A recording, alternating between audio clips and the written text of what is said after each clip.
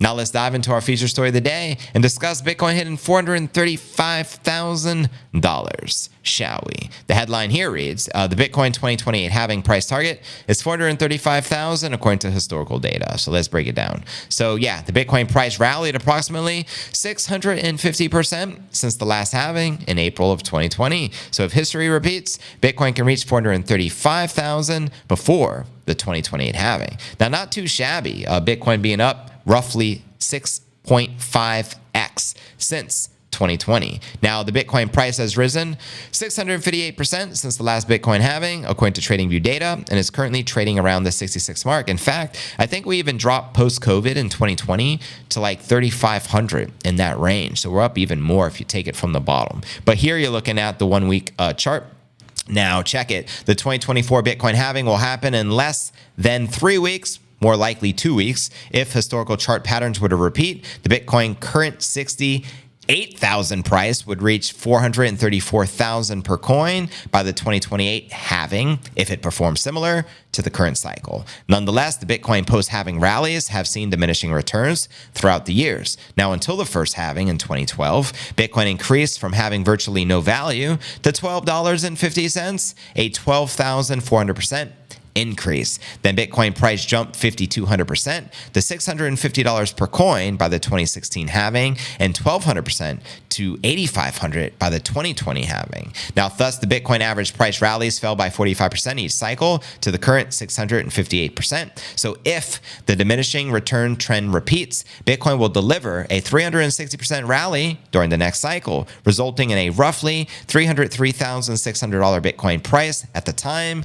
of the 2028 halving. The Bitcoin's recent price surge is unrelated to the upcoming halving and mainly attributed to the inflows into the Bitcoin ETFs, argues Hao Yang, head of the financial products over at Bybit. Quoting him here, considering the halving and price trends from a very rigorous quantitative point of view, there is no evidence supporting a positive correlation between the halving event and the Bitcoin price. But history can be interpreted in many different ways. I certainly hope for 435,000 per coin by 2028, but won't put too much into it. Now, a six-figure Bitcoin price appears even more possible if Bitcoin ETFs overtake gold ETFs, which is something that can happen in the next 2 years, according to a February 26 research report from Bloomberg analyst Eric Balchunas. And additionally, Bitcoin ETFs are growing at a much quicker pace than the gold ETFs did when they first appeared back in 2004. In fact, Bitcoin is speed running the gold price fivefold, says Sam Wouters, head of Contact at River,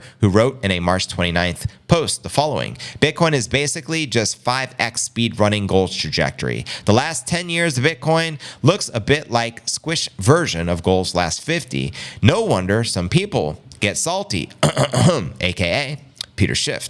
So you already know. And as I pointed out, gold is just the poor man's Bitcoin. We showed you there are a lot of outflows leaving the gold ETFs, and there's many inflows entering Bitcoin. Why do you think that is? Because number one, Bitcoin is a superior store of value. Number two, it's immutable. Number three, there's a finite limited supply. Number four, it's incorruptible. And number five, it's unconfiscatable. I'm going to add a bonus number six. It's un-F-wittable. You can't F with it, Peter Schiff. And you can, like I said, a broken clock is right twice a day. You get your flowers for the day when gold hit that new all-time high, I think yesterday, for $2,300.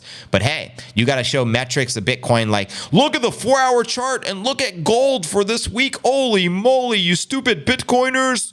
But yeah, zoom out a little and let's show the all-time chart and take a look at that. Back when Bitcoin was nothing 15 years ago, to being worth 68,000 per coin. So we already know Bitcoin will eat the market cap of gold because the savvy investors are moving, even the baby boomers, they're moving their gold and capitulating for Bitcoin as they should.